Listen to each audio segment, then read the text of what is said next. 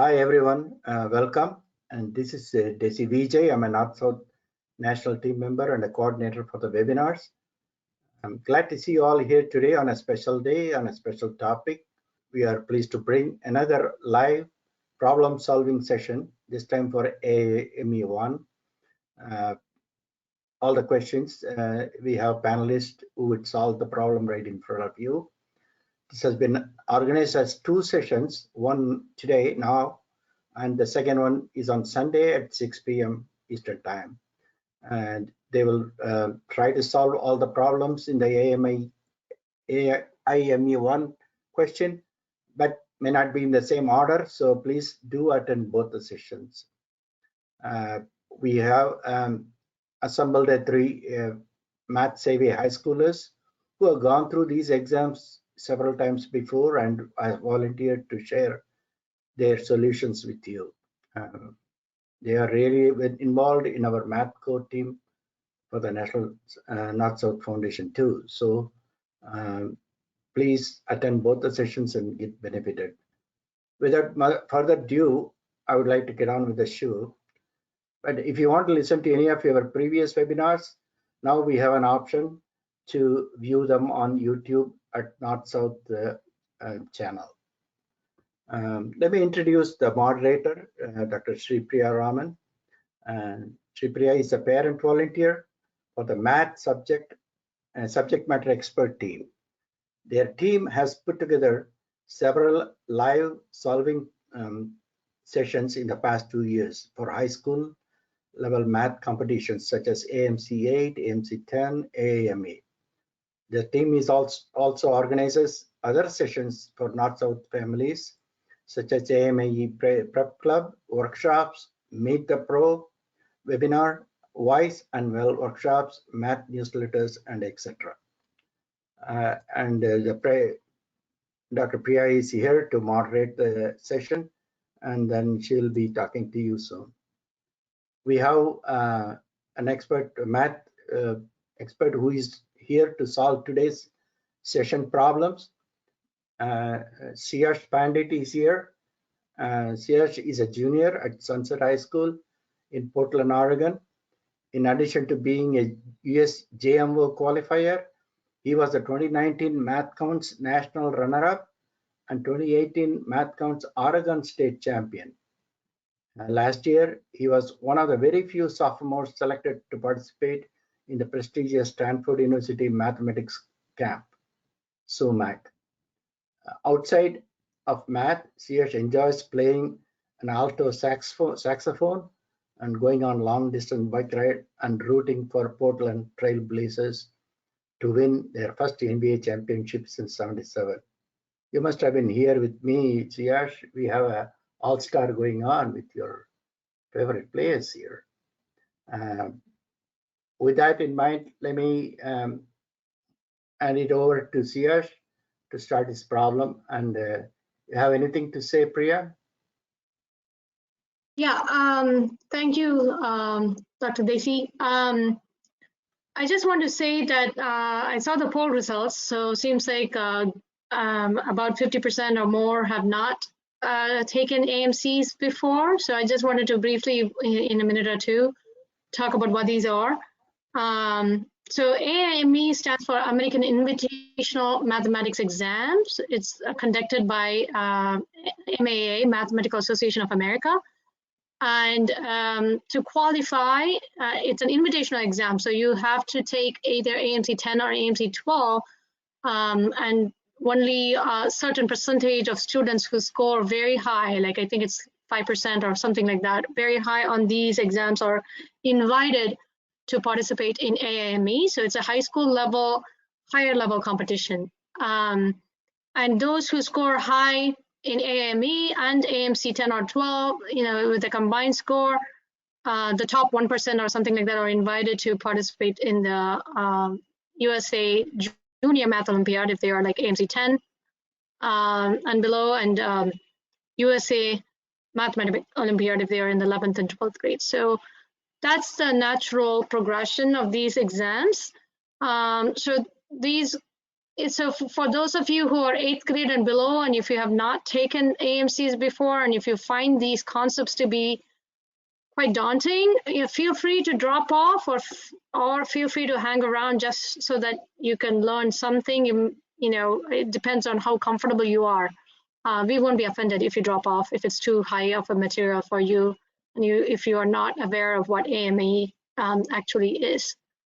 And I do see we had an AIME prep club run for the last several weeks, and Suyash was one of our coaches for that. We are very thankful for Suyash, Eric, and Shreya, who spent several hours of their precious time in the last 3 months to conduct this prep club for us. And I see familiar names on the attendee list. So thank you for those you know, who attended the prep club and who also are here with us today. We may have an AIME 2 live solving session. So there are 2 forms of AIME, AIME 1 and AIME 2, with similar formats. And you know, depending on the availability, students can choose to take either AIME 1 or AIME 2. They're given on different days within a week's span of time.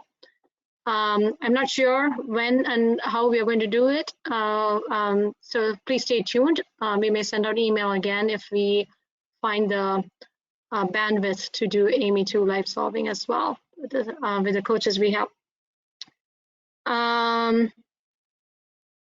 Yep, that's basically it. And I will be here to moderate. So if you have any questions, feel free to put it in the question chat. And you know, once Suyash is done with the problem, we will be doing 5 problems today, you know, mod 3. So we'll do like 3, 6, 9, 12, and 15. And then we'll be doing the other 10 problems. AIME is a 15-question, 3-hour test. So it may take more than 3 hours for us to solve. That's why we have these 4.5-hour session.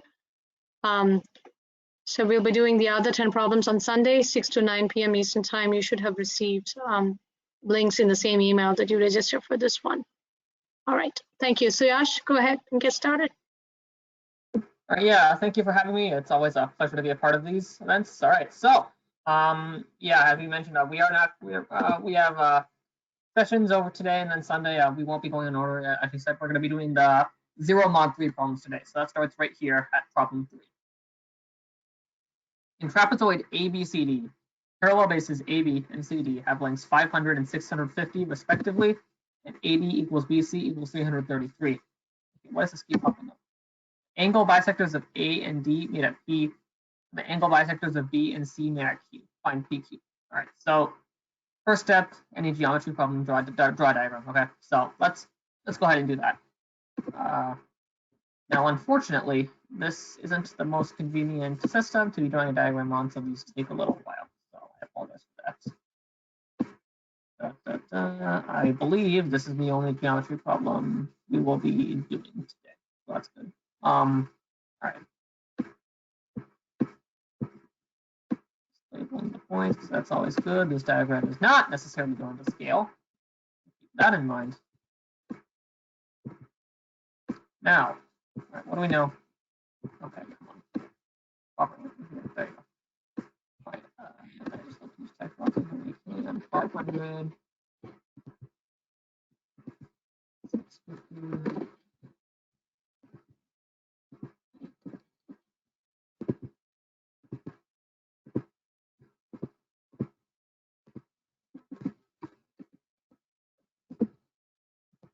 And then we have an angle bisectors of A and D meeting at P, so it looks something like this.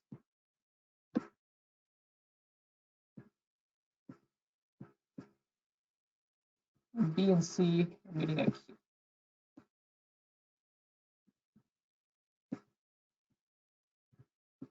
Okay. And we, of course, want to know PQ. Now, for the AIME, the test was on AUPS, and I mean, usually on the day of the test, it was February 8th. They don't want anyone discussing it, so they'll even lock down the discussion forum. But then literally the very next day, they'll open it up for discussion. Anyone can just discuss the problems, try to kind of find out what the unofficial answer key is, and predict their scores in advance. And when I saw the discussion thread for this problem, I quickly realized that there are a whole lot of different solutions, like a lot of them. When I saw this problem on the test, I actually couldn't really attack it right away. I was surprised, like, okay, I might not actually be able to solve problem 3. Hold on a second.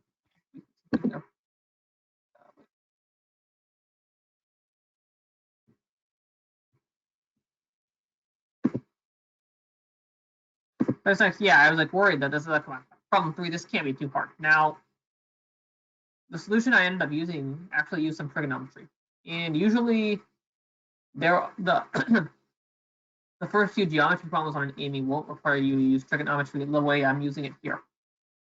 And I guess after I saw the, so yeah, I started attacking with some trigonometry. Like, oh yeah, okay, yeah, I get this. Now, after I solved this problem, several hours after the test, I realized something that made me think there should be a non-trig solution here. And I'll share that solution. I'll share that kind of insight with you. But the solution I'm going to present is a trigonometry solution. And there are solutions to this that don't involve trigonometry, but I feel like all of them lack some sort of motivation. So I'll show you my motivation here and kind of how I ended up approaching this during the test. Okay. And many of the other kids also worked on it. Many of the other kids I talked to use trig on this one, even though it's number 3. So let's go ahead here. So angle bisectors. Okay, so we'll label this angle alpha. We'll label this alpha as well. Beta. Now here's the thing. Because we have parallel lines, AB and CD, we know that the sum of angle A and angle B is 180 degrees. So now I'm not going to use the actual equation, I'm just going to use A and B. They really represent alpha and beta. So A plus B, 2A plus 2B equals 180 because we are bisecting angles. Those are what we define. Now, what that means, we divide both sides by 2, A plus B equals 90. In particular, if we look at triangle APB here, sorry, APD, then we have a right triangle because the sum of these two angles is 90 degrees. Therefore, this third angle must also be 90 degrees. Okay, cool. Now what? Well, we need to start finding some stuff out about alpha and beta.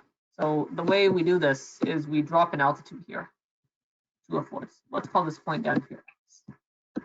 What is dx? Well, here's the other insight here. We can actually drop this down here.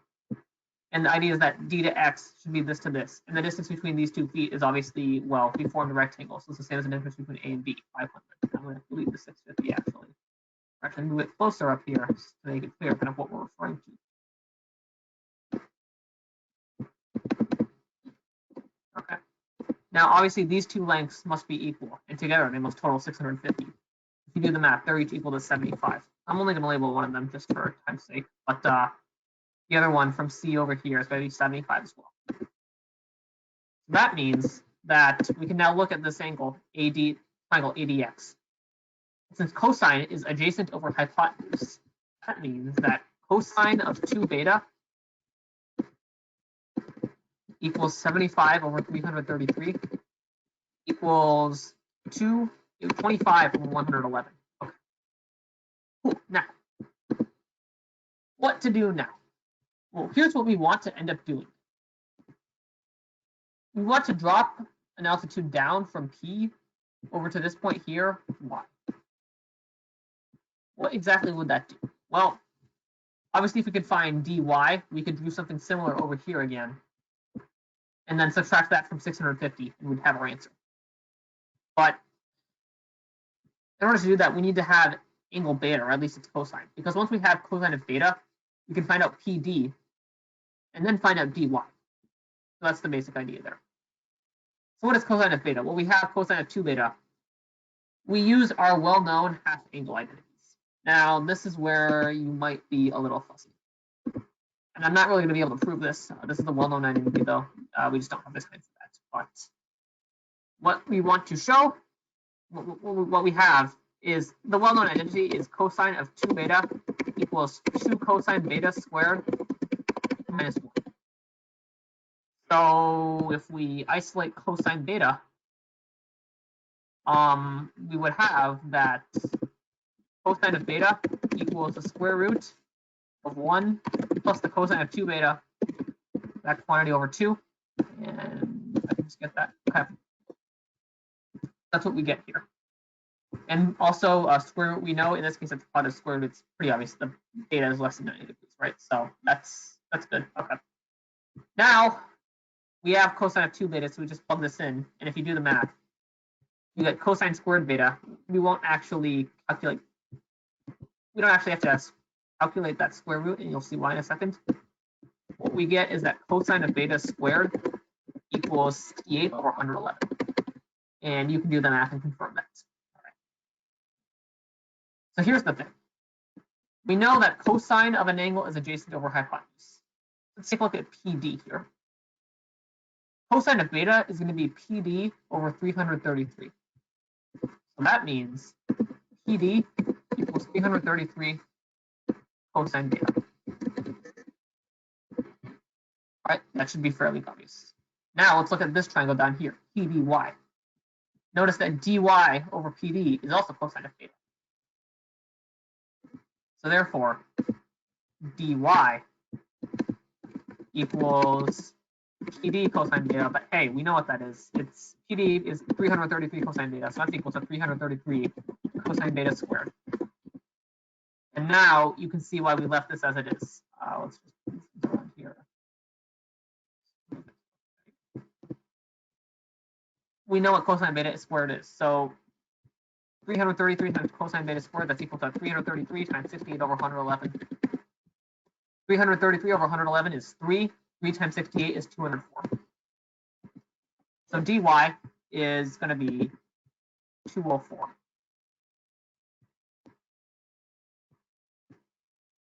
Now, because this is all symmetrical isosceles trapezoid, this length over here is also going to be 204. And that means that PQ is just this length here. So that original length of CD was 650. So the answer is 650 minus 2 times 204, because it's both of these.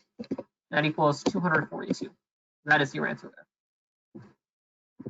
So obviously we made use of some, not too advanced, but I mean a well-known half-angle identity there. So sorry, not 242. Half-angle identities here to get that answer of get PQ, and in particular get this thing.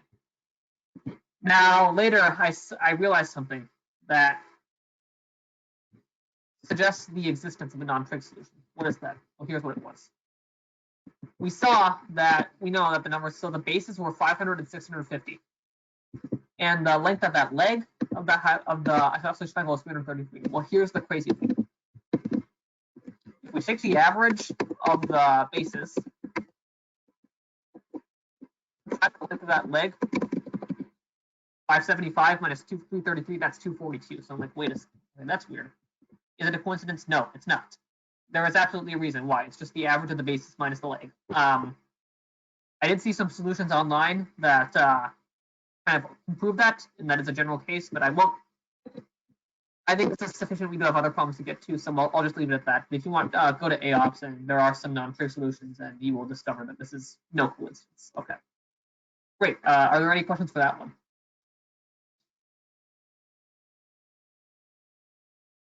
I don't see any questions to Ash. Yeah. We'll move on. Okay. Move on. Yeah. That was good. Thank you. All right. So again, we're skipping ahead here. We're just doing the zero mod 3 problems today. All right. Problem 6. Find the number of ordered pairs of integers AB such that the sequence 3, 4, 5, AB, 30, 40, 50 is strictly increasing, and no set of 4 not necessarily consecutive terms form any arithmetic. So here's the first thing to realize. We have 6 is less than or equal to A less than B less than 29, less than or equal to 29, just so it's a strictly increasing sequence. All right, cool. Also, notice we have 3, 4, 5. If either of them were 6, then that's obviously, we can't do that. We would have 3, 4, 5, 6. So not allowed to use 6.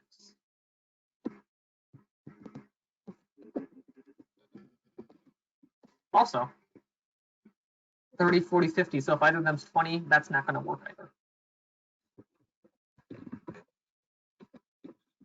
And those are the only two that kind of single numbers that we definitely can't use. Now you can try looking between them, like maybe there's something like for 30 to 50, or I don't know. Here, no, that's not the case. So you don't have to worry about anything like that.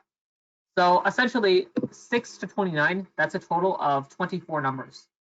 But we're not allowed to use 6, we're not allowed to use 20, so that's 22 numbers. And I guess the other thing is that we can choose 2 numbers to be A and B, 2 distinct numbers. Since A has to be less than B, the order will automatically be determined. So this is our 22 left. We just do 22, choose 2. That's 230. We're not done yet because there are some other combinations of A and B which might form an arithmetic sequence with 2 of these other terms. So what you're essentially left doing is checking every pair of terms to see if there's a pair AB that we have to exclude from this. And obviously make sure we haven't already excluded it. How do we do that? Well, let's take a look at 3, 4, and 5 first. And we choose 2 of these and then choose A and B to make it a sequence of 4 terms. Well, 3 and 4, that would be 5 and 6. That's already accounted for. So we excluded 6. Same with 4 and 5. But 3 and 5, if A and B were 7 and 9, that would form that arithmetic sequence. So this is one kind of pair we have to take out. Here, you have to be kind of careful. 30, 40.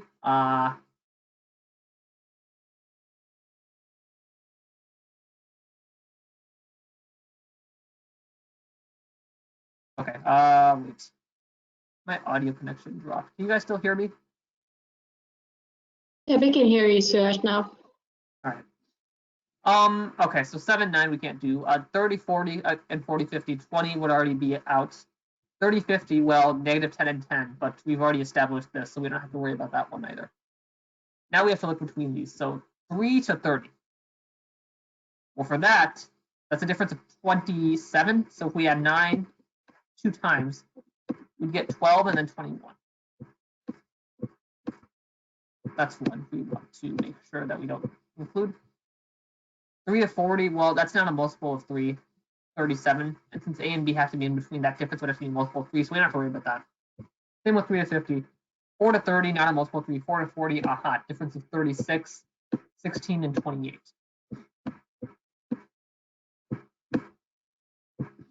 4 to 50, nothing to worry about. 5 to 30, no. 5 to 40, no. 5 to 50, that would be 5, 20, 35, 50. A couple ways to do that. First of all, we've already taken out 20, and second, 35 is bigger than 30, so that wouldn't work either.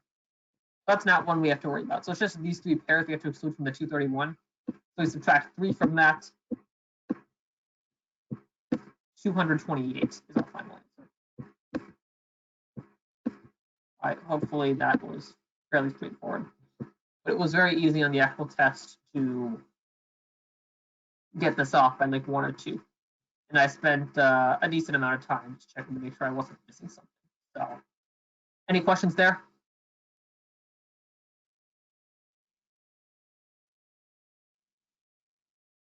None? Okay. I don't see any. Yep. Don't be afraid to speak up if you have questions, guys. All right. Now, on to problem 9. Alina has 12 blocks, 2 of each, red, blue, yellow, green, orange, and purple. Why didn't they just put those in rainbow order? I'm not sure. Call an arrangement of blocks even if there is an even number of blocks between each pair of blocks in the same color. For example, that arrangement, which I'm not going to read out, is even. Alina arranges her blocks in a row in a random order.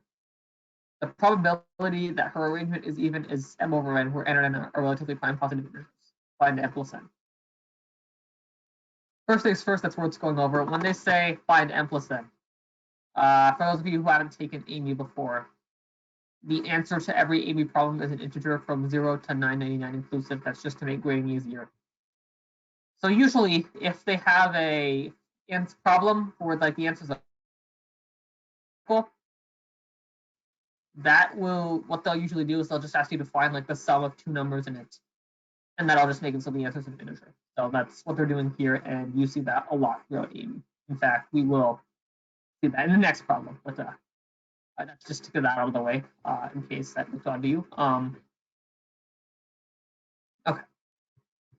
The first thing to realize here is red, blue, blue. Okay, so blues, between the blues there are 0. Between the yellows there are 2. Between the reds there are 6. You see, it's always an even number. Between the oranges there are 2. And yeah, that's all there is to it. This is a tough one if you don't have the right insight, because you might end up bashing out casework, which I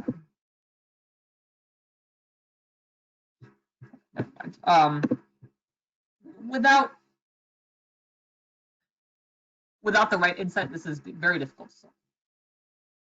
as soon as you have that right insight, you can get it almost immediately. So what is that insight? I struggled with this for a while. In fact, it's literally when I took a bathroom break that I figured out the answer to this problem, or the way to do it.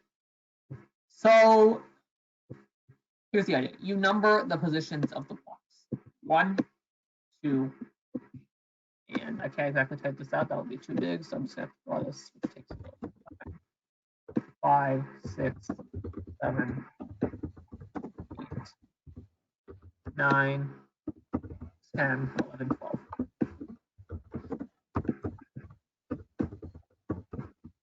Now, in order for the distance between two blocks, in order for there to be an even number of blocks between two blocks, one of them must be in an even position and the other one must be in an odd position. So in fact, if we just look at the even positions, or the odd positions in this case, we'll see we have one of each color. In position 1, a red, 3, blue, 5, green, 7, yellow, 9, orange, 9, 11, purple. That should be an 11, 19, sorry. So this makes this problem a whole lot easier, because we know when we have one of each in the odd positions and one of each in the even positions, this will definitely be true. And if not, it won't be true. So just looking at the odd, so how many possible arrangements are there? There are 12 factorial, but then remember, since we have duplicates of each, there are 6 pairs of 2, so we divide it by 2 to the 2 factorials to the 6, or just 2 to the 6. Now, how many arrangements will allow this? Well, we need to have all the one of each color in the odd positions. So there are 6 factorial ways to do that. And the same for the even positions, one of each. So it's just 6 factorial times 6 factorial.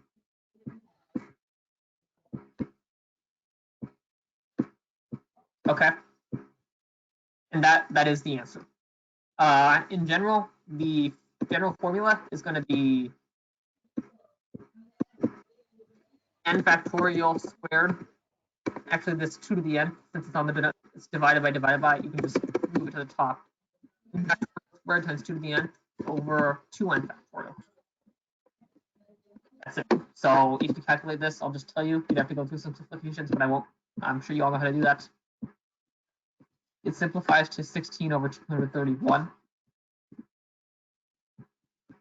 The answer is 16 plus 231 is 247. That is the answer. Any questions?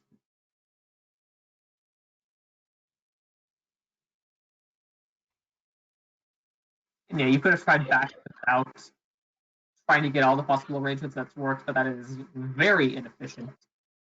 And this is by far much faster. So.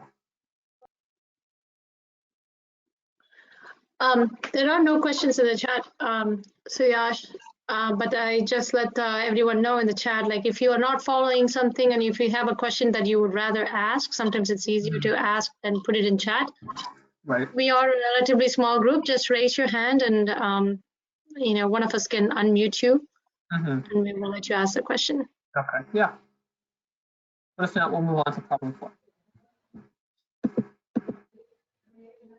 All right, this one's a beast of a problem when you first read it, so you really have to make sense of it. Okay. For any finite set x, let, I don't know, absolute value x denote the number of elements in x. Define S of n be the sum of absolute value a intersect b. So that means the a intersect b is the number of all the elements that are in both a and b. So A intersect B, where the sum is taken of all over ordered pairs A, comma B, such that A and B are subsets of 1, 2, 3, n with absolute value A equals absolute value B. For example, S2 equals 4. Because this is taken over all the pairs of subsets of A. Empty set, obviously nothing. 1, 1. Okay, they do share an element in common, 1, so we add 1 for that one. So it's the number of elements in the intersection. 1, 2, no elements, so that's just 0. Obviously 0. 2, 1, no elements in common, that's just 0. 2, 2, yeah, they do share that 2 in common, so that's 1. 1, 2, 1, 2, they share both 1 and 2 in common. So it's 2. So F2 equals 0 plus 1 plus 0 plus 0 plus 1 plus 2 plus 4. SF22 over SF2021 equal P over Q, where P greater than or equal to prime positive integers, find the remainder when P plus Q is divided by 1,000. Again, the same thing where you're just adding the numerator and denominator to make the final integer. And in this case, it's going to be bigger than 1,000, so they also ask you to take the remainder, and that's something you see quite often as well.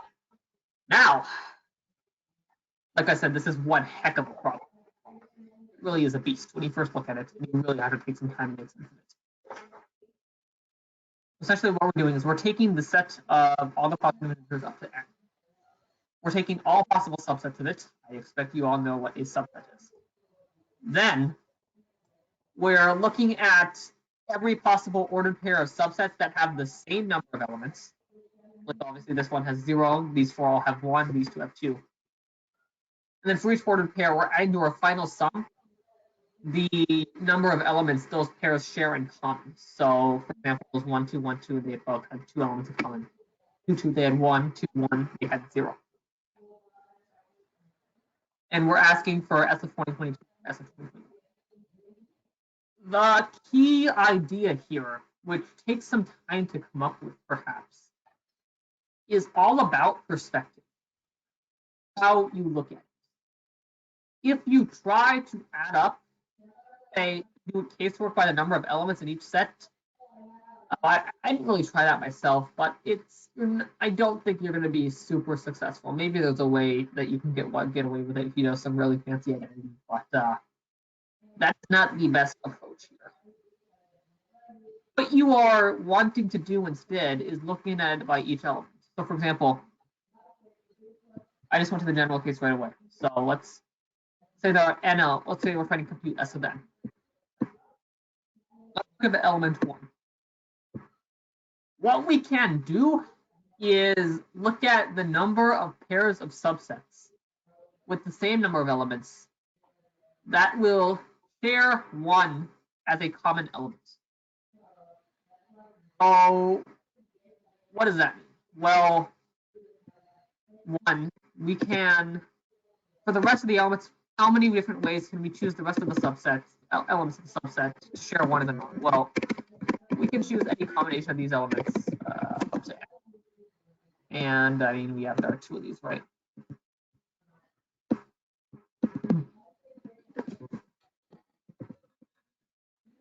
Now, we want to make sure that we have the same number of elements. So obviously, for this first subset, there are n minus 1 elements remaining. And we can choose any number of them. So 0 to n. So let's say there are n minus 1, choose k choices.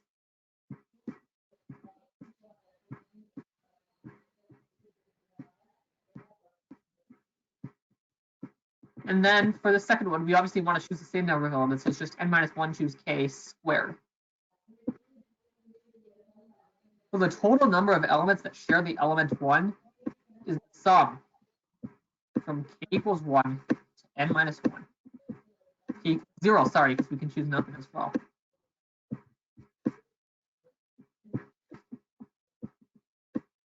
Of n minus 1, choose k squared.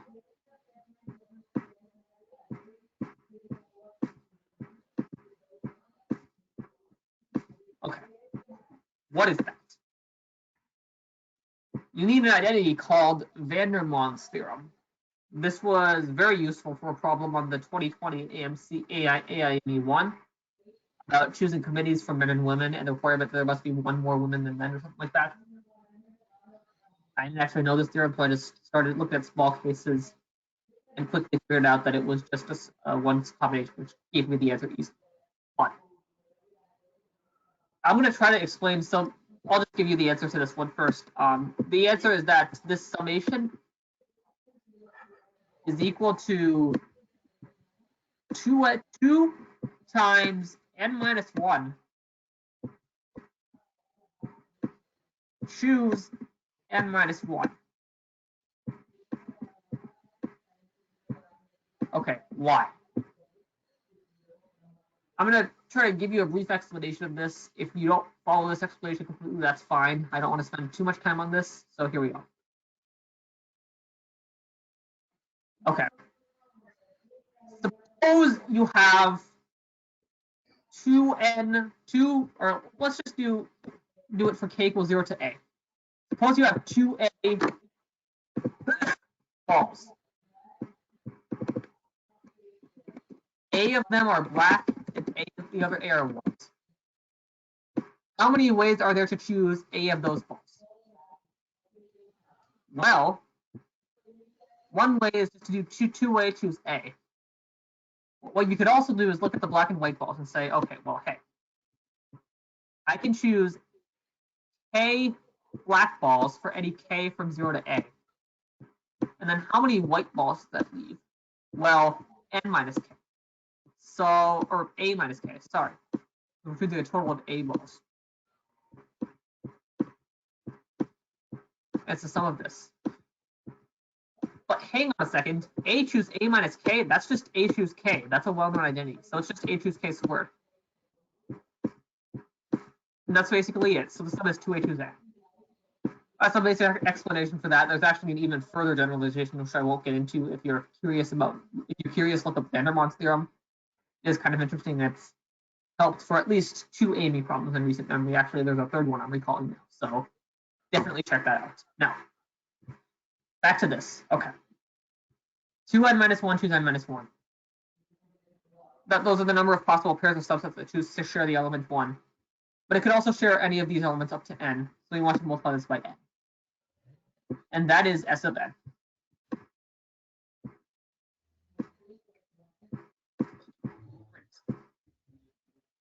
Now all that's left is to do S22 over S2021. And we're not quite out of the woods yet. We do still need to do some computation here. So what you'll find is that it's 2022 times 4042 choose 2021 over 2021 times 4040 choose 2020. Now again, I'm not going to go through the full mathematics here. The basic idea is that remember that even here we can do some 2a choose a equals 2a factorial over a factorial squared. And that helps math simplifications here. A lot of terms cancel out. I won't go through all that dirty work, but we do have the answer here. And what you'll find is that the numbers are still pretty big on the numerator and denominator, but you can just look at the last 3 digits since we want the remainder when divided by 1,000. And I think this might be flipped, but one of them is 804 mod 1,000, and the other one, numerator and denominator, is 441. So we get 804 plus 441 equals 1245. The answer would have been then, remember, we only want the remainder when divided by 1,000, so we just take that, truncate it, and we get 240.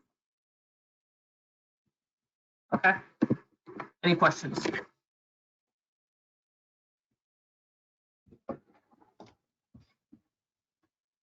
Nothing? Okay. No, there is one in the chat. I don't know if you can. Okay, can you see the chat questions or questions in the questions? I cannot. No. No, you cannot. Okay. I can make him. Yeah, let me make him. An organizer. Yeah, that might help because we're not getting so many questions. Yeah. I can put it in the chat for you, Suyash. Also, I copied it. Okay, you should have it in your chat now. This one. Okay, that formatting is weird, so I'm not sure if that's what that says. It seems that S suffix n is also.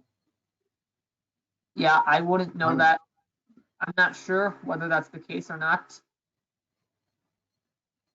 Yeah, I don't have much more to say about that, but hopefully you at least understood my explanation of why it's this over here. You may be right, I'm not sure.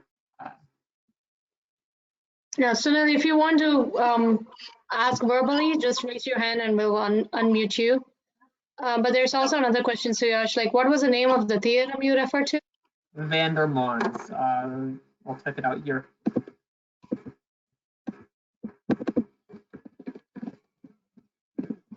I didn't actually know this until very recently, so it's worth looking that up though. Anything else? No, I don't see anything else. Thank you. All right. Then we will move on to the last problem we are going over today.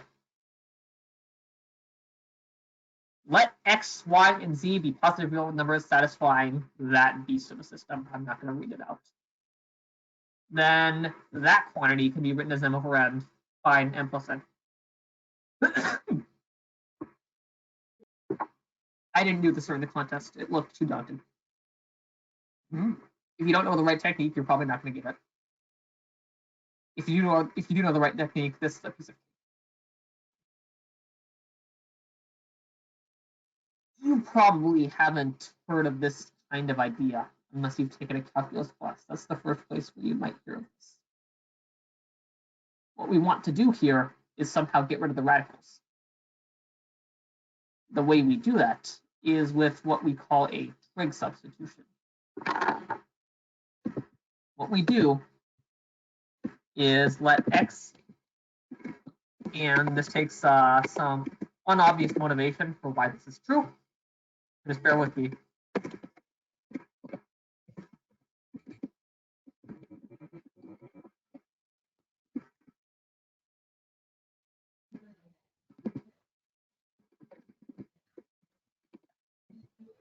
Why? You'll see in just a minute.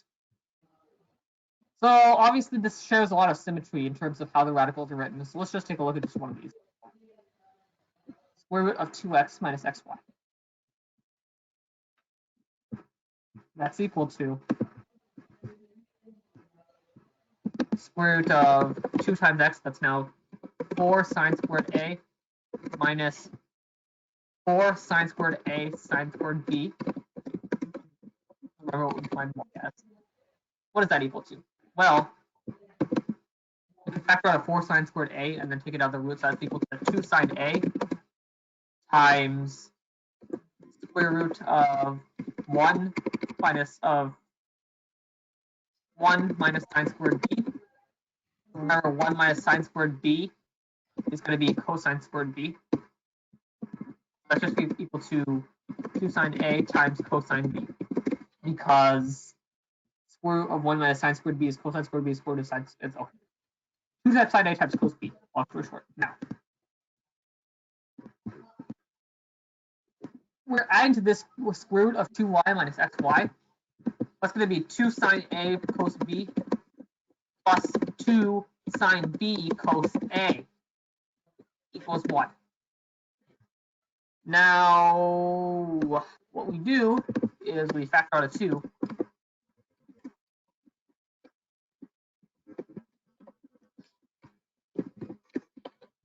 This quantity right here should look very familiar to you all. Or, I shouldn't say that, but it might look familiar to some of you. That is, in fact, the formula for sine of a plus b. Again, I'm not going to prove that here. This late on the AIME, you're probably expected to know something like that. So, if you're not familiar with this, you'll just have to accept that. But that's the idea there. So 2 sine of a plus b equals 1. So sine of a plus b equals 1/2.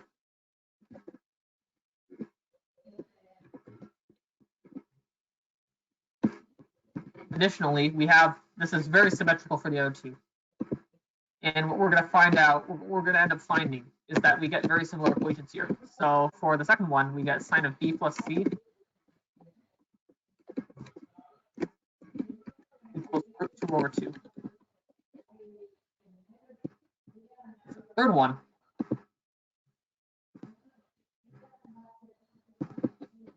sine of c plus a equals root 3 over 2.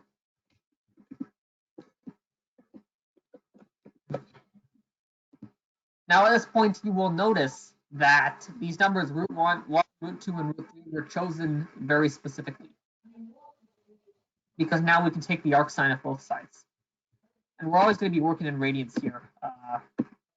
So a plus b, arcsine of 1/2, that's going to be what is it, pi over 6. Yep. B plus c equals pi over 4. C plus a equals arcsine of root 3 over 2. That's going to be pi over 2. Now we add them up, and now we can solve for a, b, and c. What we get is 2a plus b plus c equals the sum of these. That's 2 plus 3 plus, pi over 12 plus 2 pi over 12. pi over 12 equals 9 pi over 12, 3 pi over 4. And so a plus b plus c equals 3 pi over 8.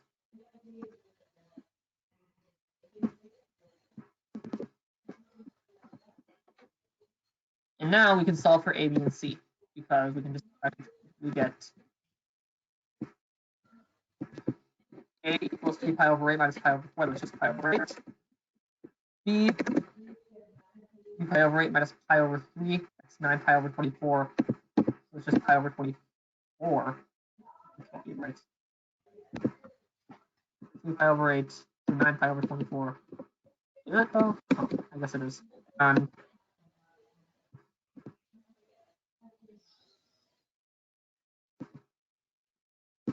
Okay, hold on. Wait, no, this is correct. So c plus, and then for c, we just subtract a plus b, 3 pi over 8, so that's 5 pi over 24, correct? Yeah. So when we add these all up, we should get pi over 6, a plus b pi over 6. It is. A plus c plus a is pi over 3. We do get that, right? And pi over 24, and b plus c should be pi over 4, and it is. Therefore, our solution, I'm going to move to a new page, is x equals 2 sine squared pi over 8, y equals 2 sine squared pi over 24, z equals 2 sine squared pi over 24. These are all positive numbers, obviously. Positive. Yes. We're almost there, guys. Now what we want is this quantity. Now to do this, to help this, we use another help quantity. 1 minus 2 sine squared k, since we want 1 minus x and those quantities, equals cosine of 2k. From an earlier problem, we said cosine of 2x equals 2 cosine squared x minus 1. This is the exact same thing. So what we really want is just, we want 1 minus this, cosine of that 2 times that. So cosine of pi over 4 times cosine of pi over 12 times cosine of 5 pi over 12, all squared. Okay. Now, at this point, you just have to know what these numbers are. Cosine of pi over 4, that's 45 degrees. That's just root 2 over 2.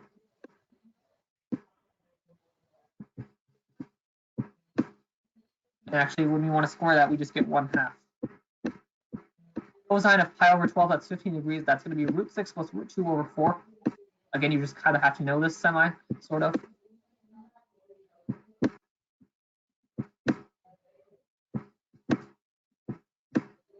And then this one right here. Cosine of 5 pi over 12, that's going to be root 6 minus root 2 over 4.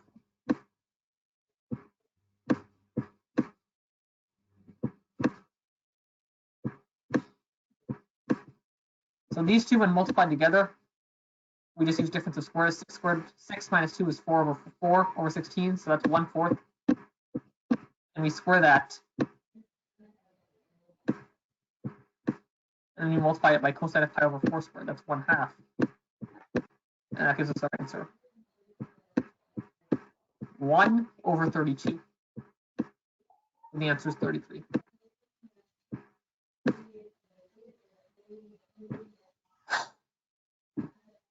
There you go. The solution to a problem 15. I did not think of this on the test. I thought this was pretty cool. And I hope you did as well. Any questions there? Somebody with a comment. Yeah. Okay, could you please unmute him, Desi Uncle? Who? Sunil Shabulu. Yeah, he's not raising his hand anymore. Is Sunil here? Sunil? He is raising his hand now, yeah. Okay. Oh, okay. So first of all, this is a wonderful solution. I was certainly not thinking about trig substitution. So I think at the very beginning, I think one point that needs to be justified is, and why is this a valid substitution? Right, so because a priori it's not clear why any three positive real numbers have that parameterization in terms of 2 sine a squared, 2 sine b squared, and 2 sine c squared. I think there is one word, one sentence that one needs to justify, right? Because if I give you 3 random real numbers, there may not be a, b, to satisfy this. That's a good question, and the solutions I've seen online don't really account for that. You just try it and hope that it works, I guess. Yeah, so the way one should justify that is for arbitrary real numbers x, y, z, you may not, in fact, you will not, because sine, these are bounded functions. So these are going to pick only numbers between plus or minus 2. But however, the equations given there are 1 square root of 2 and square root of 3 that will force that the x, y, and z to be bounded. That is one thing. So you don't see right away that it's going to simplify like that to sine of a plus b and whatnot. But seeing those numbers and perhaps dividing them by 2, giving you sines and cosines of familiar angles, that might give you a hint. But without trying it, there's, yeah, I mean, I see what you're saying. There's really no way to know whether you're going to get something valid like that. So obviously, these numbers were chosen very carefully to make this work. No, this is a great solution. I really like. Thank you very much. Okay, yeah, absolutely. Okay. Anything else? I don't see any question. There was just a generic question, Suyash. Others may have it too, so you may want to just answer. Like, do you need calculus to solve AIME? And no, yeah. And what resources can help to learn calculus? The USA they have clearly stated calculus is never required. So it's not required. No, it is not. But okay. Sumant, you are unmuted now, so go ahead and ask. Yeah, can you guys hear me? Yes. Yeah, so I wanted to make a follow up to what the other person was saying about how the substitutions for x, y, and z are bounded from 0 to 2, right? But I think that substitution is valid because in the problem, if you took any one of the terms, so say you took the first term, square root of 2x minus xy, and you took out the root x, it would be root x times root 2 minus y. And you could do the same thing with any of the other variables. So we have to have root 2 minus y to be defined because x has to be positive. So that would make all the variables be bounded from 0 to 2. So that's why this substitution works, which I guess, pretty lucky happenstance. So yeah. I mean, they did this on purpose, right? So, yeah. Anyone else? I don't see any hands raised or I don't see any questions asked. So for the first time ever, I think we'll be wrapping it up sooner than scheduled end time. Mm-hmm. Yeah, I think that's basically it. So actually, do you have any last minute things to say? No, yeah, just thank you all for coming, and yeah, be sure to attend Sunday's session. We only had 5 of the problems today. The other 10 will be part of that session. So, yeah. All right, thank you very much, Suyash, for your time, and we look forward to continue working with you. And thank you for your time for the AIME Prep Club as well. So that was very helpful. Thanks of you. All righty, so. Yep, thank you. Yeah, thank you everybody for attending. Please remember we have a second session on Sunday at 6 p.m. Eastern, and that's a big 3-hour session. We're going to tackle 10 problems. And as you can see, as the problem number increases, the complexity also increases. So, you got to be on the top of everything to really follow them. Thank you, and then have a great weekend. Thanks, everyone. Bye-bye. Thank you all. Bye.